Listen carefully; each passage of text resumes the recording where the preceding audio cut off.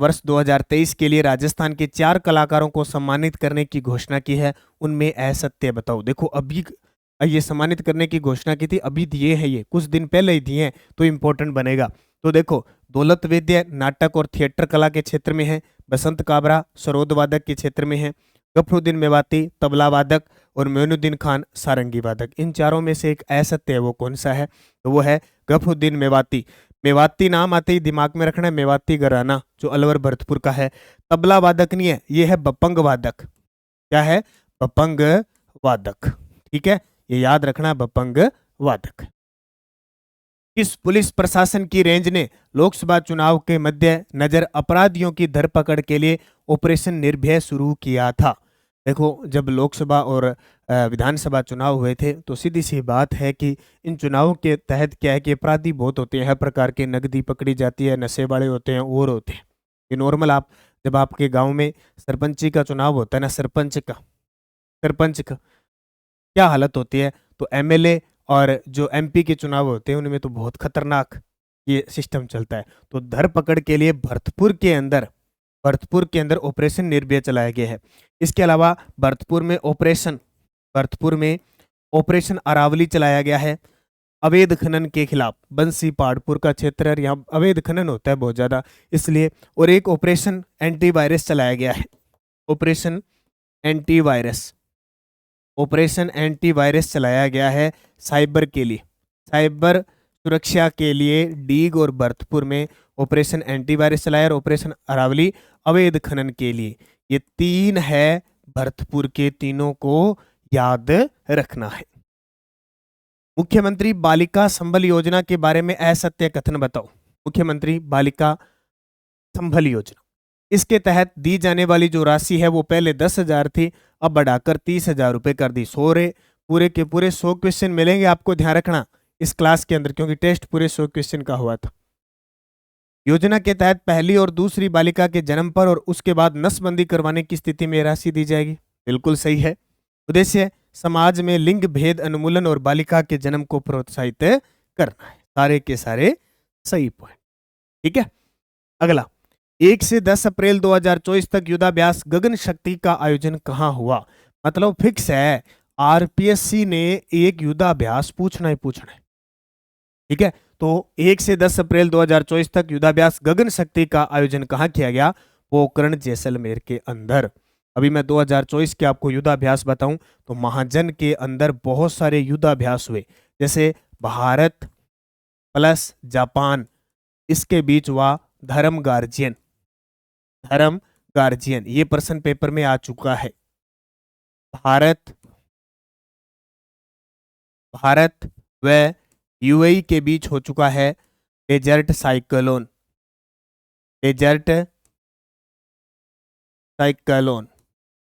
ठीक है।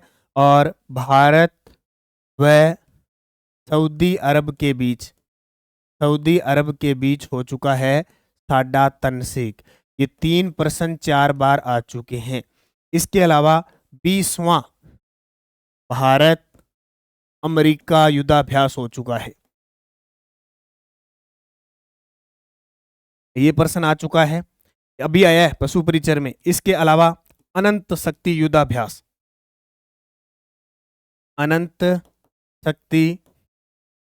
युद्धाभ्यास, ये महाजन बीकानेर के अंदर हुआ। ये सारे प्रश्न आ चुके हैं, ये सारे पेपर में आ चुके हैं। और पोखरण में गगन शक्ति हुआ है। एक और याद रखना, तरंग शक्ति, और ये पक्का आएगा, तरंग शक्ति युद्धाभ्यास 2024। कम से कम 10 से 12 देशों ने भाग लिया था, वायुसेना के देशों ने भाग लिया था, और जोधपुर में हुआ। और जोधपुर में दूसरा चरण हुआ था, पहला तमिलनाडु के अंदर हुआ था। ये ध्यान रखना, फिक्स है, प्रश्न आना ही आना।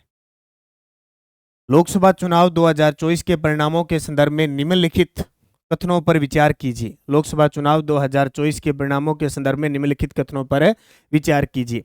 कांग्रेस पार्टी ने इस बार राज्यसभा में 8 सीटें जीती, राजस्थान में 8 सीटें जीती। भारतीय जनता पार्टी ने इस बार 25 में से 14 सीट जीती।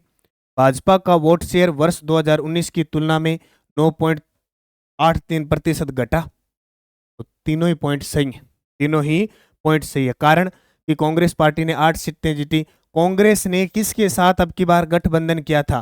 कांग्रेस ने इंडिया के साथ किया था। तो इंडिया के साथ मिलकर टोटल 11 जीती, अकेले 8 जीती। भाजपा ने 25 में से 14 जीती और 2019 की तुलना में 9.83% घटा। तो तीनों ही पॉइंट सही हैं, क्योंकि पिछली साल उससे पिछली 2 बारी में कांग्रेस को सीट ही नहीं आई, अब की बार 8 सीट आई है, तो भाजपा का तो घटेगा ना। निम्नलिखित में से कौन सा कथन राजस्थान के लोकसभा चुनाव 2024 के परिणाम के बारे में सत्य है? क्योंकि आपको शायद अप्रैल और मई का करंट दिया था, अप्रैल और मई का, तो इसके अंदर ये क्वेश्चन। गजेंद्र सिंह शेखावत, अर्जुन राम मेघवाल, भूपेंद्र यादव ने लोकसभा चुनाव में जीत हासिल की, बिल्कुल सही है। कैलाश चौधरी को बाड़मेर लोकसभा सीट से हार का सामना करना पड़ा था, बिल्कुल सही है। दुष्यंत सिंह ने लगातार 5वीं बार लोकसभा चुनाव में जीत हासिल की, जबकि वैभव गहलोत जालोर सीट से हार गए, बिल्कुल सही है। कौन सा सत्य है? तो सारे सत्य है। देखो, ये अभी पशु परिचर में प्रश्न आया है, पशु परिचर के पेपर में आया कि राजस्थान के सांसदों में सबसे ज्यादा बार लोकसभा सीट 5वीं बार जीतने वाले दुष्यंत सिंह, ये प्रश्न आया ना अभी, तो आपको ऐसे याद रखने। और नानक क्लासेज शिव सर दूसरा यूट्यूब चैनल है, मैं आपको बता देता हूं, Nanak classes Shiv sir YouTube channel है ना, उस पर मैं 2nd ग्रेड के लिए स्पेशल संस्कृत विभाग के लिए करंट करवा रहा हूँ, और वहां से 10 के 10 प्रश्न पक्के सही होंगे, तो वहां से जुड़ जाना जो नहीं जुड़े हैं अभी तक। डेली शाम को 5:30 पर क्लास आती है, नहीं आती तो नोटिफिकेशन नहीं आता। राजस्थान में संचालित प्रमुख अभियान और ऑपरेशन के संदर्भ में निम्नलिखित में से कौन सा सही है? राजस्थान में संचालित प्रमुख अभियान और ऑपरेशन के संबंध में, ऑपरेशन क्लीन स्वीप अभियान श्री गंगानगर में मादक पदार्थ, शराब और हथियारों की तस्करी पर अंकुश लगाने के लिए चलाया गया। यशस्वी सरपंच अभियान 31 जनवरी 2024 से राजस्थान पत्रिका और अल्ट्राट्रेक सीमेंट द्वारा शुरू किया गया। 15 फरवरी 2024 से राजस्थान सरकार द्वारा शुद्ध आहार मिलावट पर वार अभियान मिलावटखोरी पर रोकथाम के लिए शुरू किया गया। धौलपुर में एनसीसी बटालियन द्वारा पुनीत सागर अभियान चंबल नदी की सफाई के लिए आयोजित किया गया। 4.4 में से सही बताना है, सही बताना है आपको। देखो भाई, ये गंगानगर वाला सही है, यशस्वी सरपंच अभियान अल्ट्राटेक सीमेंट ये भी सही है, शुद्ध आहार मिलावट पर वार ये भी सही है। ये गलत है, क्योंकि धौलपुर की जगह ये कोटा आएगा, धौलपुर की जगह कोटा आएगा। तो 3 तो है सही, 1 2 3, ये केवल 1 2 3 सही, ठीक है। कथन 1, राष्ट्रीय पल्स पोलियो अभियान 30 जून 2024 को पोलियो दिवस के अवसर पर शुरू किया गया, बिल्कुल। कथन 2, इस अभियान का उद्देश्य 5 वर्ष से कम आयु के 1.07 करोड़ बच्चों को पोलियो की खुराक पिलाना है। तो कथन दोनों ही सत्य है, याद रखना, ऐसे कथन के प्रश्न फिक्स पेपर में आते ही आते। निपुण भारत अभियान का उद्देश्य किस आयु वर्ग के बच्चों की सीखने की जरूरतों को पूरा करना है? अब शिक्षा विभाग के जितने भी शिक्षा विभाग के जितने भी मतलब क्वेश्चन बनते हैं वो हमारे शिक्षा जगत के लिए तो बहुत इंपॉर्टेंट बनते हैं। तो उत्तर आएगा कथन 2 और 3, 3 से 9 वर्ष की आयु वर्ग के बच्चों के लिए ये नहीं है अभी। उत्तर आएगा कथन 2 सिर्फ सही है, तो कथन 1 गलत है किंतु कथन 1 सही है, 2 सही है। पहला गलत है, दूसरा सही है। अब देखो, अब प्रश्न आ गया, आपका टॉपिक था भाषा व साहित्य, भाषा व साहित्य का प्रश्न था। और मैं आपको बता देता हूँ इसका सोर्स हम कहाँ से ले रहे हैं। तो खुद नानक क्लासेज की 6 से 12 की पुस्तक, 6 से 12 की पुस्तक है, इसका अध्ययन करना है आपको। इसके अलावा आपको पढ़ने की जरूरत नहीं है इतिहास और कल्चर, इसके अलावा आपको पढ़ने की जरूरत नहीं कक्षा 9 और कक्षा 10 और कक्षा 12। इतना गजब का एक एक लाइन से क्वेश्चन बनाया है। तो अब तक जो विद्यार्थी पुस्तक को नहीं ले पाया है, 6 से 12 की पुस्तक जरूर लेकर अध्ययन करें। आपको और 6 से 12 का पढ़ने की जरूरत ही नहीं है, बस ये ले आओ, ठीक है। हाँ जी। तो विक्रम संवत 835 913 ईस्वी में उद्योतन सूरी द्वारा लिखित कुवल्यमाला में मरु भाषा सहित कितनी देसी भाषाओं का उल्लेख है? बार बार ये प्रश्न आ रहा है पेपर में। तो कितनी? 18 भाषाओं का उल्लेख है। विक्रम संवत 835 913 ईस्वी की बात है। उद्योतन सूरी द्वारा ग्रंथ लिखा गया था कुवल्यमाला, उसमें मरु भाषा सहित कितनी भाषाओं का उल्लेख है? 18 भाषाओं का उल्लेख है, ये ध्यान रखना। इस वर्ष सर्वप्रथम जॉर्ज इब्राहिम ग्रियर्सन ने लिंग्विस्टिक सर्वे ऑफ इंडिया में राजस्थानी भाषा के लिए राजस्थानी शब्द का प्रयोग किया। गजब के प्रश्न है हमारी राजस्थान की भाषा को जरूर याद रखना। तो सन 1912 में पुस्तक है लिंग्विस्टिक सर्वे ऑफ इंडिया में जॉर्ज इब्राहिम ग्रियर्सन ने राजस्थानी भाषा के लिए राजस्थानी शब्द का प्रयोग किया। डॉक्टर इब्राहिम ग्रियर्सन ने राजस्थानी बोलियों को कितने वर्गों में बांटा? ये भी गजब का प्रश्न है। डॉक्टर इब्राहिम ग्रियर्सन ने तो कितने? 5। कौन कौन सी? उन्होंने कहा, बोले पश्चिमी राजस्थान। 5 कितने प्रकार की? 5। एक उन्होंने कहा पश्चिमी राजस्थानी है, दूसरी कहा कि मध्य पूर्वी राजस्थानी है, मध्य पूर्वी राजस्थानी है, मध्य पूर्वी राजस्थानी है 2। उसके बाद इनके द्वारा कहा गया उत्तरी पूर्वी, ये मध्य पूर्वी है और ये उत्तरी पूर्वी राजस्थानी भी बताई गई। उत्तरी पूर्वी राजस्थानी जैसे मेवाती क्षेत्र हो गया, मध्य पूर्वी के अंदर जैसे ढूंढाड़ी आ गया। तो टोटल 5 प्रकार की बताई। एक इधर वाली बताई आपकी दक्षिणी पूर्वी राजस्थानी, दक्षिणी पूर्वी राजस्थानी और एक दक्षिणी राजस्थानी। ठीक है, ये 5 प्रकार इन्होंने बताई। बोलियों का वर्गीकरण ऐसे किया: पश्चिमी राजस्थानी, दक्षिणी राजस्थानी, दक्षिणी पूर्वी राजस्थानी, मध्य पूर्वी राजस्थानी, उत्तरी पूर्वी राजस्थानी। थली व गोड़वाड़ी किसकी उपबोलियां है? एक थली हो गया, एक गोड़वाड़ी हो गया, किसकी उपबोलियां है? मारवाड़ी की। और मारवाड़ी को राजस्थान की मानक बोली कहते हैं, राजस्थान की मानक बोली कहते हैं। राजस्थान की मानक बोली किसको कहते हैं? मारवाड़ी को सर्वाधिक बोली जाने वाली बोली है, सर्वाधिक बोली जाने वाली बोली है कौन सी? मारवाड़ी। हम कहीं भी जाते हैं, हमारे राजस्थान से बाहर कहीं जाते हैं, वो तो इतना ही कहेगा, क्या कहेगा? का मारवाड़ी आ गया। क्या बोला है? क्या मारवाड़ी बोला है?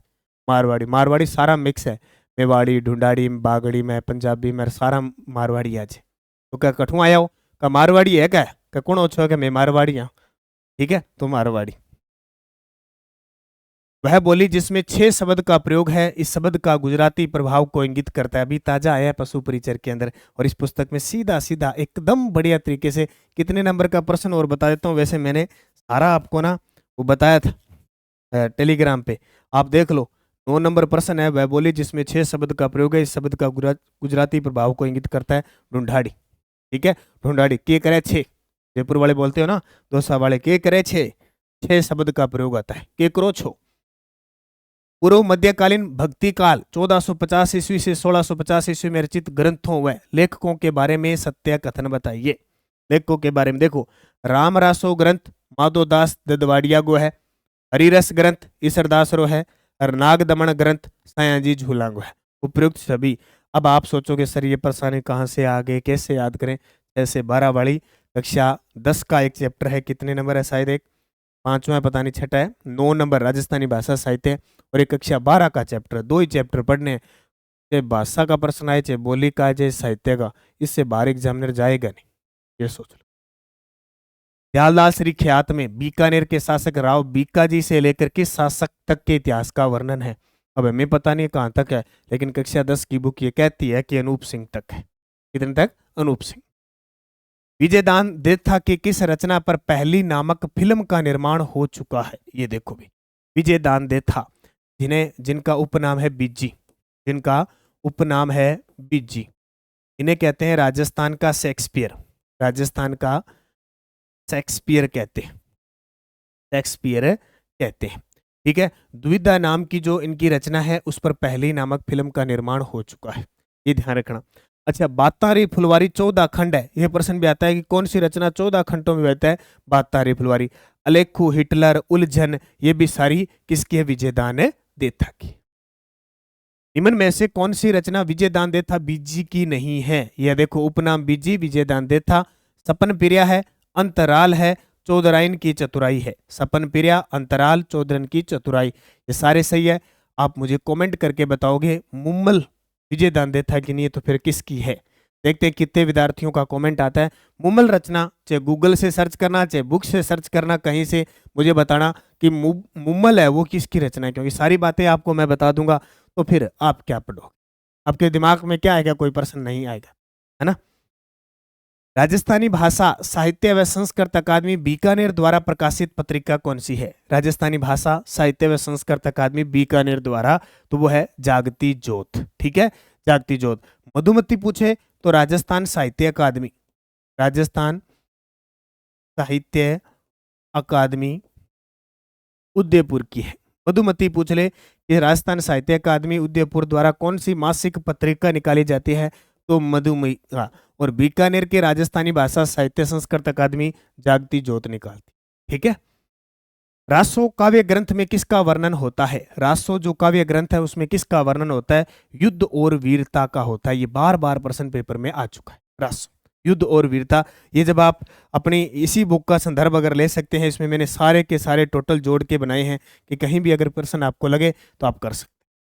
राजस्थान में मराठों के शुरुआती दौर में किसने चौथ और सरदेशमुखी कर वसूला था? अब ये प्रश्न आ गए 1857 की क्रांति। अब आप पूछोगे सर इसका सोर्स कहाँ से लिया गया है?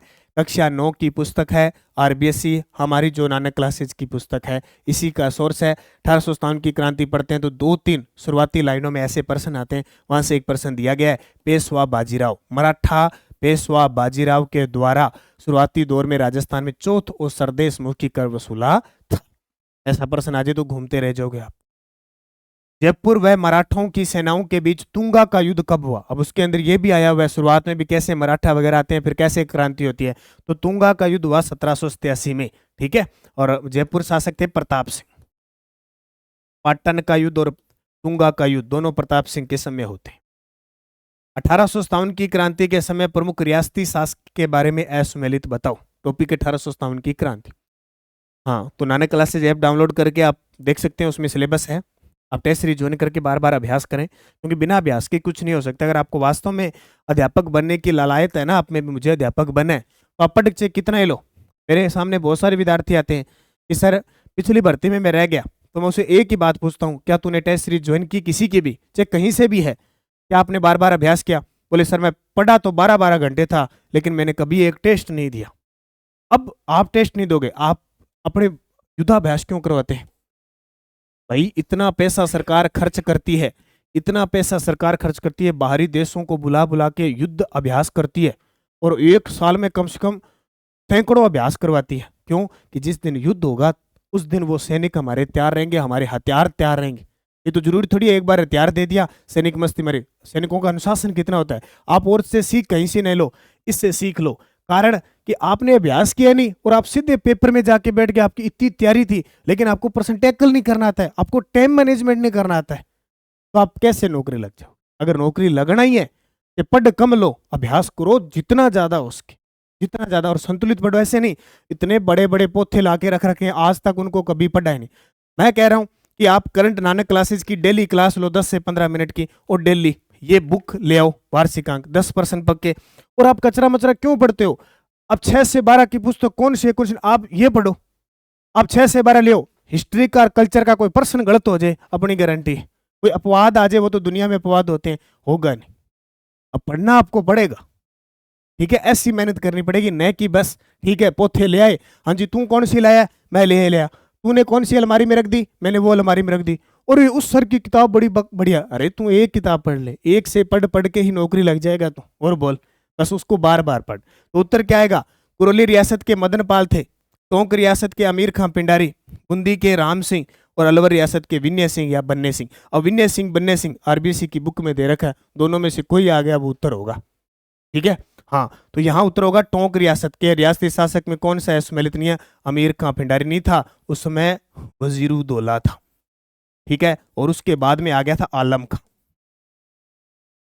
ठीक है, क्योंकि टोंक मुस्लिम रियासत थी एकमात्र, और नवाबों का शहर इसको गए थे।